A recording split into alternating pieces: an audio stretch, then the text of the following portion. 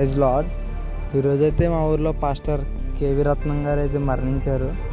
గత 50 సంవత్సరాలుగా ఆయన దేవుని యొక్క పరిచర్యను కొనసాగిస్తూ కొన్ని ఆత్మలను రక్షించడానికి ఎంతో ప్రయత్నించారు. ఈయన ఈరోజు మరణించడం మాకు ఎంతో బాధాకరంగా అనిపిస్తుంది. సంఘస్థులకే కాదు, గ్రామస్తులకి, ప్రతి ఒక్కరికి కూడా ఈయన లేకపోవడంతో ఆ యొక్క లోటుని ఎవరు తీర్చలేరు.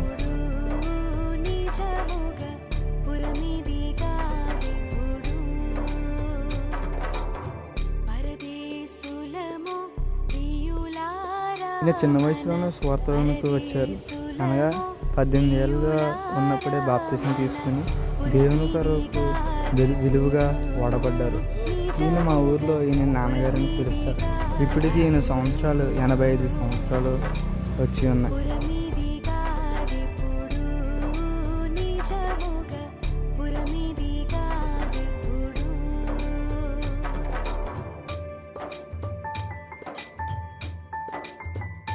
ఈయన ఎంత అనారోగ్యం వచ్చినా కానీ సంఘంలో ప్రార్థన మాత్రం మానడు.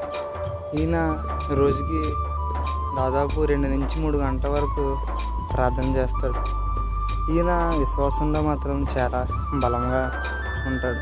ఈయనకున్న విశ్వాసం మనలో ఏమాత్రము ఉండదు.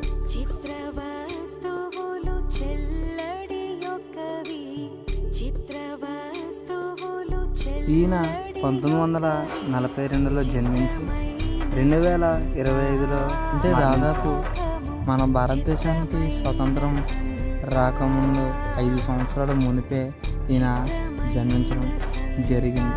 ఇంత పెద్ద వయసు వచ్చినా సరే ఈయన ఇప్పటికీ కూడా స్వార్థలో ఎంతో బలంగా వాడబడ్డారు. కానీ ఈయన ఈరోజు మరణించడంతో ఆ యొక్క సంఘంలో ఒక లోటు అనేది ఏర్పడుతుంది. ఈయన సంఘం పేరు శృంగార దేవాలయం.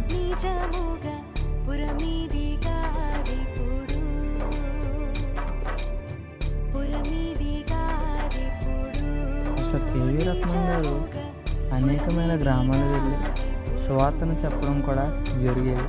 కాలినడకలతో ఆ యొక్క గ్రామాలు వెళ్ళి దేవుని యొక్క వాక్యాన్ని ప్రకటించడం జరిగేది.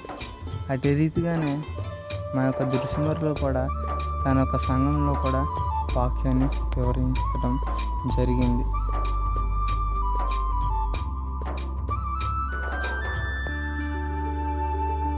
అలాగే మా ఊరిలో ఉన్న సెయింట్ పాల్స్ లూథరన్ చర్చ్ దేవాలయంలో కూడా ఈయన యొక్క మృతదేహాన్ని తీసుకుని వెళ్ళి అక్కడ ప్రార్థన చేయడం జరిగింది.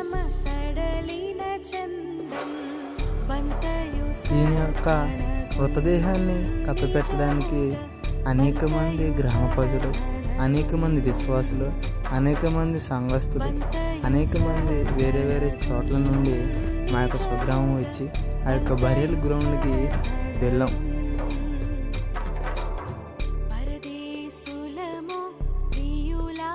మధ్యలో గ్రామస్తులు ఆయన్ని చూడడానికి ఆ యొక్క మృతదేహాన్ని ఆపడం జరిగేది. కొంతమంది విశ్వాసులు అనారోగ్యంతో అక్కడికి రాలేకపోవడం వల్ల ఆ యొక్క మృతదేహాన్ని గ్రామం మధ్యలో ఆపి చూశారు.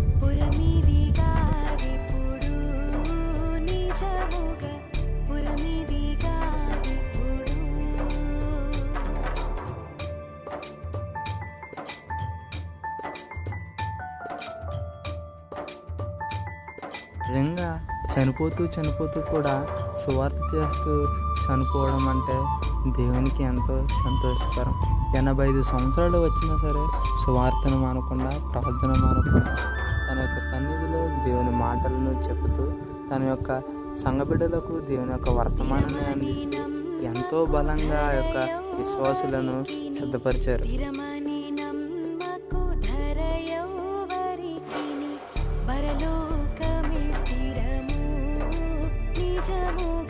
ఈయన చనిపోవడంతో అనేక మంది తలరెత్తి ఈయన యొక్క మృతదేహం చూడడానికి వచ్చారు. ఈయన ఎటువంటి ఫేమ్తో కాకుండా ఆత్మీయమైన దేవుని యొక్క విచారు వాడబడుతుంది.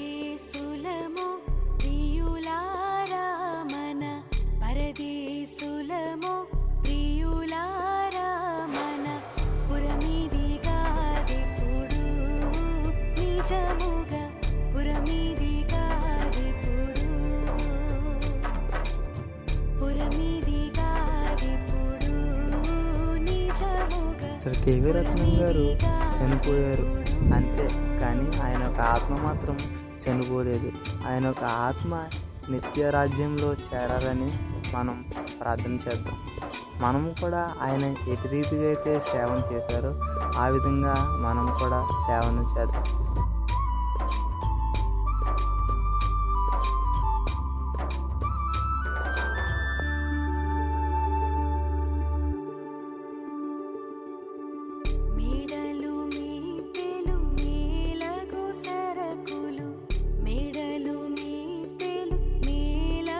ఆ యొక్క భౌతిక దేహాన్ని కప్పిపెట్టే ప్లేస్ దగ్గర కొంతమంది సేవకులు ఆ యొక్క కొన్ని విలువైన మాటలు పాస్టర్ కేవీ రత్నం గారి గురించి కొన్ని విషయాలు చెప్పడం జరిగింది. ఆయన చేసిన సేవ గురించి, ఆయన చేసిన పనుల గురించి ఎంతగానో వివరించడం జరిగింది.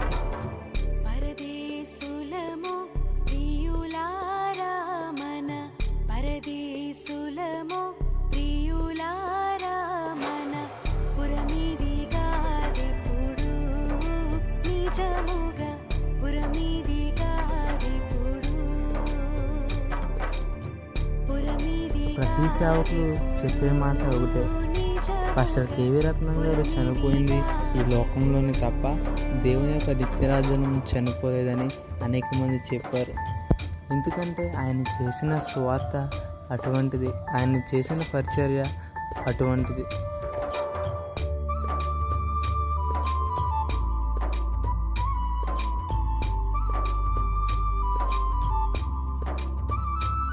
మనం కూడా పాస్టర్ కేవీ రత్నం గారిని చూసి ఇన్స్పైర్ అవ్వి దేవుని యొక్క సేవలో బలంగా వాడబడాలి.